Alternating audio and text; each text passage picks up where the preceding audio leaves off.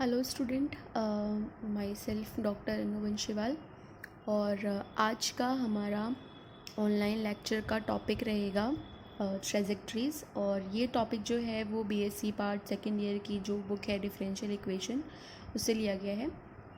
और ट्रेजेक्ट्रीज से पहले जो अर्लियर ऑनलाइन लेक्चर था उसके अंदर हमने फैमिली ऑफ कर्व के बारे में डिस्कस किया और किस तरीके से हम फैमिली ऑफ कर्व जो है वो निकालते हैं या किसी फैमिली ऑफ कर्व की डिफरेंशियल इक्वेशन ज्ञात करते हैं। अर्लियर लेक्चर में हमने ये सब डिस्कस किया था और इस लेक्चर में हम पढ़ेंगे कि ट्रेजेक्टरीज़ क्या होती हैं किसी डिफरेंशियल इक्वेशन के लिए। तो सबसे पहले ट्रेजेक्टरीज़ की डेफिनेशन देखते हैं। वह कर्व जो फैमिली ऑफ कर्व के प्रत्येक सदस्य को किसी दिए हुए नियम के अनुसार काटता है, तो दिए हुए कर्व की को ट्रेजेक्टरीज कहते हैं, या दिया हुआ जो कर्व है वो क्या कहलाता है, ट्रेजेक्टरीज कहलाता है। यानी कि आपके पास में क्या है, फैमिली ऑफ कर्व है, यानी कि बहुत सारे कर्व हैं और कोई कर्व ऐसा है जो फैमिली ऑफ कर्व के प्रत्येक सदस्य को किसी नियम के अनुसार अगर काट रहा है, तो वो जो कर्व है जो फैमिली ऑफ कर्व के सदस्यों को काट रहा है वह कर्व जो है हमारे पास में क्या कहलाता है, ट्रेजेक्टरीज कहलाता है। और सामान्यतः वक्रों का प्रतिच्छेदन जो कोण है वो क्या होता है, अचर होता है। यानी कि जो कर्व है जो फैमिली ऑफ कर्व के मेंबर्स को काटता है, तो उनका जो इंटरसेक्टिंग एंगल होता है वो एंगल हमेशा क्या होता है, सामान्यतः वो अचर होता है, कांस्टेंट होता है। इसके बाद में जो नेक्स्ट हमारे पास में टॉपिक है वो है ऑर्थोगोनल ट्रेजेक्टरीज। क्या होता है, अब ट्रेजेक्टरीज से हमें आइडिया हो गया कि एक कर्व होता है जो हमारी फैमिली ऑफ कर्व के प्रत्येक सदस्य को काटता है। अब उसके अगर आगे हम ऑर्थोगोनल वर्ड लगा दें तो ऑर्थोगोनल का मतलब होता है जो 90 डिग्री एंगल पे हम बात करते हैं, समकोण पे जो बात करते हैं। तो यहाँ जो डेफिनेशन है ऑर्थोगोनल ट्रेजेक्टरीज की वो हमारे पास में क्या हो जाएगी, यदि वक्र किसी फैमिली ऑफ कर्व के प्रत्येक सदस्य को समकोण पर काटे तो उसे हम क्या कहते हैं, ऑर्थोगोनल ट्रेजेक्टरी कहते हैं। यानी कि सेम जो ट्रेजेक्टरी का काम है कि वो जो कर्व है वो फैमिली ऑफ कर्व के प्रत्येक सदस्य को काटता है, और अगर वो कटिंग जो है वो समकोण पर हो रही है या फिर 90 डिग्री एंगल पर काटे, तो वो कर्व हमारे पास में क्या कहलाता है, ऑर्थोगोनल ट्रेजेक्टरी कहलाता है। और उसका यहाँ पर हमने एक एग्जांपल लिया है, हमने एक फैमिली ऑफ सर्कल ली है। ये हमारे पास में फैमिली ऑफ सर्कल्स है जिसमें हमने मूल बिंदु को ओरिजिन मानते हुए बहुत सारे सर्कल्स बनाए हैं जिनकी रेडियस जो है वो हमारे पास में पैरामीटर है। और यहाँ हमने सरल रेखाएं ली हैं जो कि क्या मूल बिंदु से होकर गुजर रही हैं। तो ये जो सरल रेखाएं हैं वो इन सर्कल्स के लिए क्या है, एक तरीके की ऑर्थोगोनल ट्रेजेक्टरीज हैं जो कि क्या कर रही है, इन्हें 90 डिग्री एंगल्स पे काट रही है। दैट मीन्स ये फैमिली ऑफ सर्कल्स के लिए ये जो स्ट्रेट लाइन है जो मूल बिंदु से होकर गुजर रही हैं, ये हमारे पास में क्या हो जाएगी, ऑर्थोगोनल ट्रेजेक्टरीज हो जाएगी। और ये एक तरीके से क्या हो गया, ये जो जितनी भी स्ट्रेट लाइन्स हैं ये सब स्ट्रेट लाइंस जो हैं वो क्या हो जाएगी, ऑर्थोगोनल ट्रेजेक्टरीज फैमिली हो जाएगी। यानी कि एक तरीके से ऑर्थोगोनल ट्रेजेक्टरीज की भी क्या बन गई है, फैमिली बन गई है। और ये हमारे पास में ऑलरेडी फैमिली ऑफ सर्कल दे रखा है। उसके बाद में टॉपिक आता है हमारे पास में सेल्फ ऑर्थोगोनल फैमिली क्या होता है। इसकी डेफिनेशन क्या है, यदि दिए हुए फैमिली ऑफ कर्व का प्रत्येक सदस्य अन्य शेष सदस्यों को समकोण पर काटे। यानी कि यहाँ पर आपको बाहर से किसी भी कर्व की ज़रूरत नहीं है, अगर जो फैमिली ऑफ कर्व का ही कोई सदस्य जो है, प्रत्येक सदस्य अन्य जो शेष सदस्य हैं उनको ही 90 डिग्री एंगल पर अगर काटे, तो ऐसे जो कर्व हैं, ऐसे जो फैमिली ऑफ कर्व है वो हमारे पास में सेल्फ ऑर्थोगोनल फैमिली कहलाती है। अब नेक्स्ट जो है कि ये डेफिनेशन हो गई, मैथमेटिकली हम कैसे देखते हैं कि ये सेल्फ ऑर्थोगोनल फैमिली है या नहीं है। तो इसके लिए एक नोट डाल के मैंने यहाँ पे लिखा है कि differential equation of family of curve, हमारे पास में फैमिली ऑफ कर्व के लिए एक डिफरेंशियल इक्वेशन होती है, और अगर नहीं है तो हम उसे मतलब डिड्यूस कर सकते हैं। And differential equation of orthogonal trajectories, ये हम आगे सीखेंगे कि किस तरीके से हम किसी भी फैमिली ऑफ कर्व के लिए ऑर्थोगोनल ट्रेजेक्टरीज की डिफरेंशियल इक्वेशन प्राप्त करते हैं। तो अगर ये डिफरेंशियल इक्वेशन और ये ऑर्थोगोनल की डिफरेंशियल इक्वेशन अगर ये दोनों आइडेंटिकल हैं, सेम है, तो हम कहते हैं कि जो हमारा कर्व जो है, जो फैमिली ऑफ कर्व है वो हमारे पास में क्या है, सेल्फ ऑर्थोगोनल फैमिली है। अब हम देखेंगे कि ऑर्थोगोनल ट्रेजेक्टरीज जो है उनकी इक्वेशन हम किस तरीके से निकालते हैं किसी भी गिवन फैमिली ऑफ कर्व के लिए। तो यहाँ पर दो तरीके की फॉर्म हम डिस्कस करेंगे। एक, अगर आपके पास में इक्वेशन कार्टेशियन फॉर्म में दे रखा है तो उसके लिए हम ऑर्थोगोनल ट्रेजेक्टरीज की इक्वेशन किस तरीके से निकालेंगे, और दूसरा, अगर हमारे पास में पोलर फॉर्म में दे रखा है हमारी इक्वेशन तो उसके लिए हम ऑर्थोगोनल ट्रेजेक्टरीज जो है वो किस तरीके से निकालेंगे। तो कार्टेशियन फॉर्म के अंदर हमें पता है कि हम एक्स वाई डील करते हैं और पोलर फॉर्म के अंदर हम आर और थीटा को डील करते हैं। तो यहाँ पर हमने क्या किया है कि एक डिफरेंशियल इक्वेशन ले ली है फैमिली ऑफ कर्व के लिए। तो जो फर्स्ट ऑर्डर की जो हमारे पास में डिफरेंशियल इक्वेशन होती है उसका प्रारूप हमें पता है कि function of x y divide by d x type की हमारी इक्वेशन होती है। और इसको हमने इक्वेशन फर्स्ट नाम दे दिया।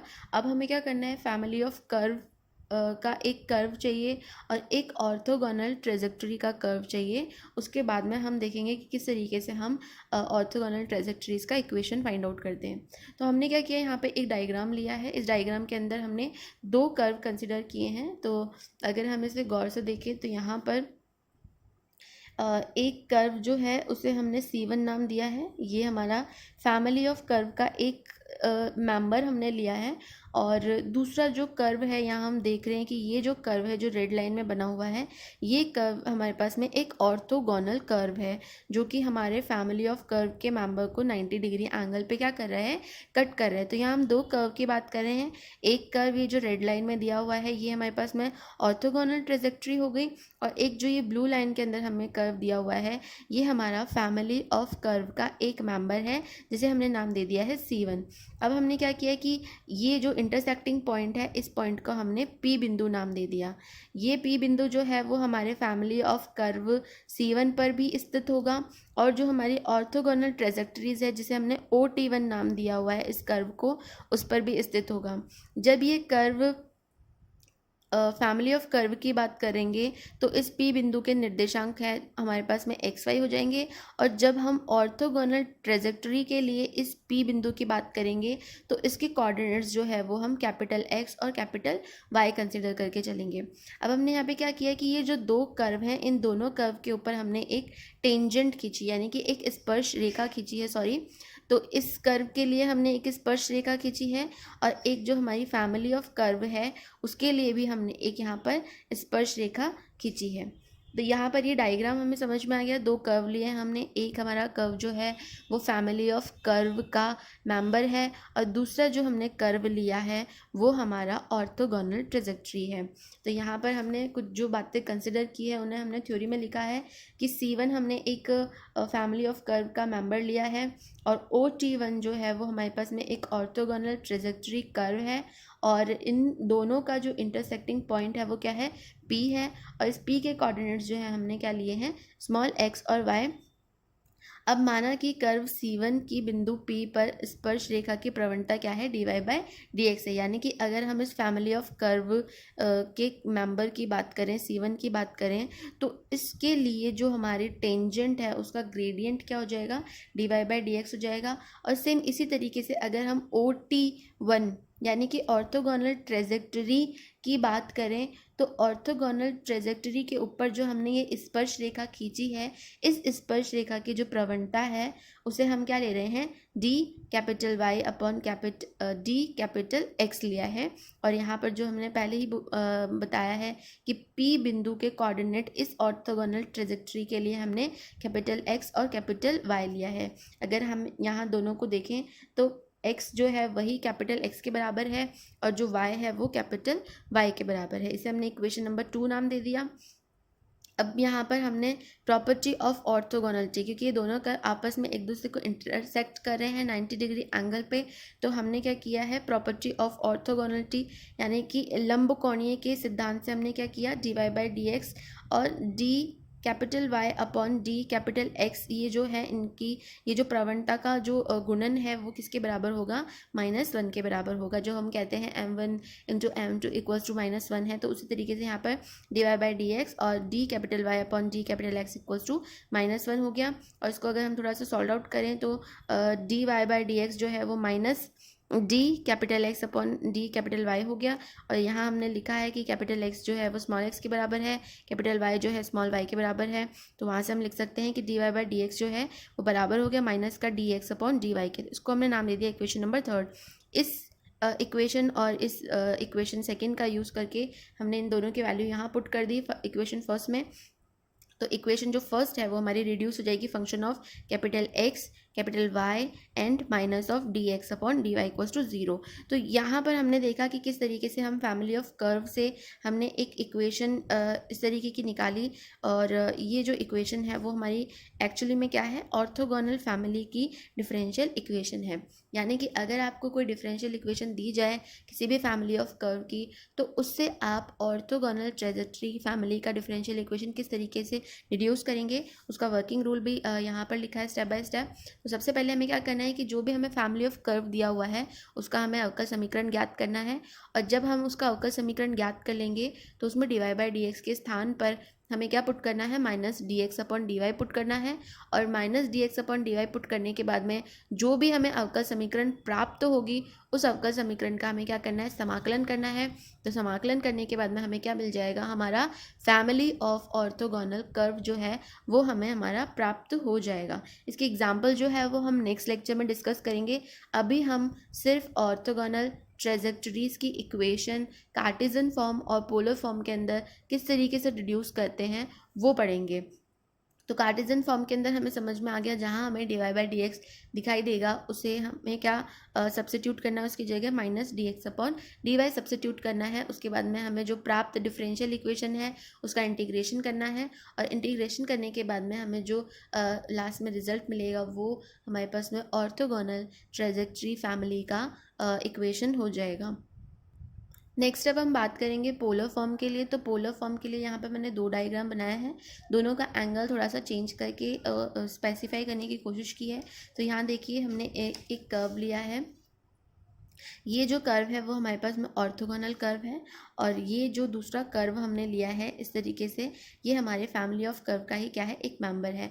चूँकि हम पोलर फॉर्म की बात कर रहे हैं तो उसके अंदर हमारे पास में एक रेडियस वेक्टर होगा r, और जो एक्स एक्सिस के साथ में रेडियस वेक्टर का एंगल बनेगा वो हमारे पास में क्या होगा, थीटा होगा। अब इसमें थोड़ा सा हम और स्पेसिफिकेशन करेंगे कि ये जो दोनों कर्व हैं, ऑर्थोगोनल कर्व और फैमिली ऑफ कर्व का कोई मेंबर है, उन दोनों के ऊपर हम क्या करेंगे, टेंजेंट ड्रॉ करेंगे, और इस टेंजेंट का हमारे जो रेडियस वेक्टर है उनसे हम एंगल लेंगे।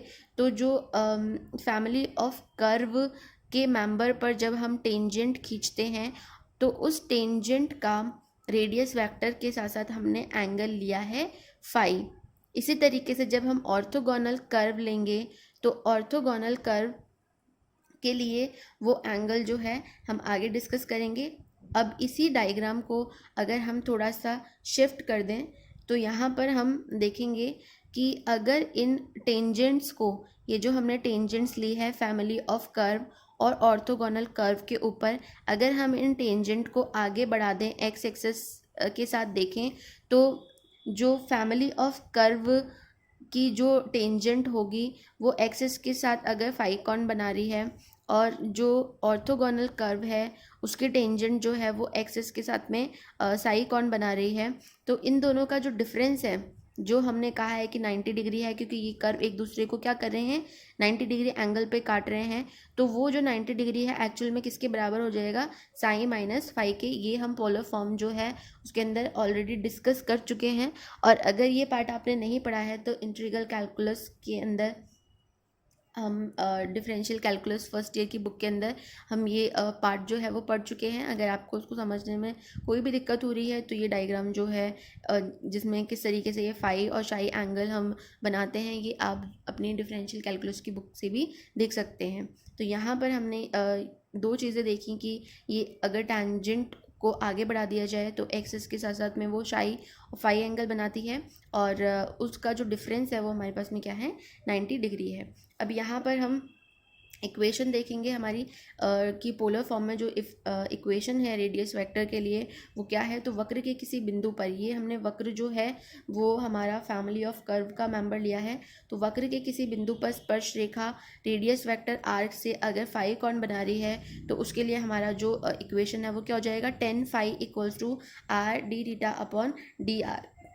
और अगर ऑर्थोगोनल कर्व की बात करें, वो किसी बिंदु पर, उसके किसी बिंदु पर अगर हम स्पर्श रेखा ले तो वो स्पर्श रेखा अगर रेडियस वेक्टर, यहाँ पर रेडियस वेक्टर जो है हमने कैपिटल आर लिया है, और जो हमारी फैमिली ऑफ कर्व के लिए जो हमने रेडियस वेक्टर लिया था वो स्मॉल आर था और एंगल जो था वो थीटा था। और इसके लिए जो हमने रेडियस वेक्टर लिया है वो कैपिटल आर लिया है और उसका जो एंगल है वो हमने इस तरीके का थीटा लिया है, ये थीटा है और इसको हमने परपेंडिकुलर काट के इन दोनों को डिस्टिंग्विश किया है। तो अगर ये रेडियस वेक्टर स्पर्श रेखा के साथ साथ शाई एंगल बनाता है तो हमारी इक्वेशन हो जाएगी tan psi equals to capital r d theta upon d r. अब यहाँ पर हमने एक रिलेशन देखा 90 degree equals to psi minus phi है, तो इसको हम इस तरीके से भी लिख सकते हैं। और अगर हम इसको थोड़ा सा सिंप्लीफाई करें, सॉर्ट आउट करें, तो हमारे पास में एक रिलेशन मिलेगा r d theta upon d r, capital r d theta upon d r equals to -1। तो यहाँ हमने देखा कि किस तरीके से हम पोलर फॉर्म के अंदर ऑर्थोगोनल जो ट्रेजेक्टरीज है उनका कर्व फाइंड आउट करते हैं। अब इसका अगर हम वर्किंग रूल देखें तो वर्किंग रूल में देखिए हमें क्या करना है, सबसे पहले हमें जो भी फैमिली ऑफ कर्व दी हुई है उसका डिफरेंशियल इक्वेशन फाइंड आउट करना है। डिफरेंशियल इक्वेशन फाइंड आउट करने के बाद में हमें क्या करना है, r d theta upon d r के स्थान पर हमें minus r d r by d theta put करना है, या फिर d r by d theta के स्थान पर हमें क्या रखना है, minus r square d theta upon d r put करना है।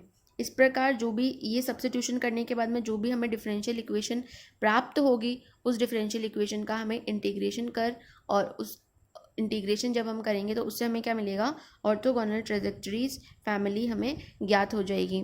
तो ये जो हमने दोनों फॉर्म पढ़ी हैं ऑर्थोगोनल ट्रेजेक्टरीज फाइंड आउट करने के लिए, इन कार्टेशियन फॉर्म और इन पोलर फॉर्म, इसके जो एग्जांपल हैं वो हम जो नेक्स्ट लेक्चर है उसके अंदर डिस्कस करेंगे। इस वीडियो में अगर आपको किसी भी तरीके का कोई डाउट है तो आप कमेंट बॉक्स में लिखकर ये बता सकते हैं, अपनी क्वेरी पुट कर सकते हैं। ये जो वीडियो है वो आपको कॉलेज के यूट्यूब हैंडल में BSc part second year playlist में जाकर मिलेगा। Thank you.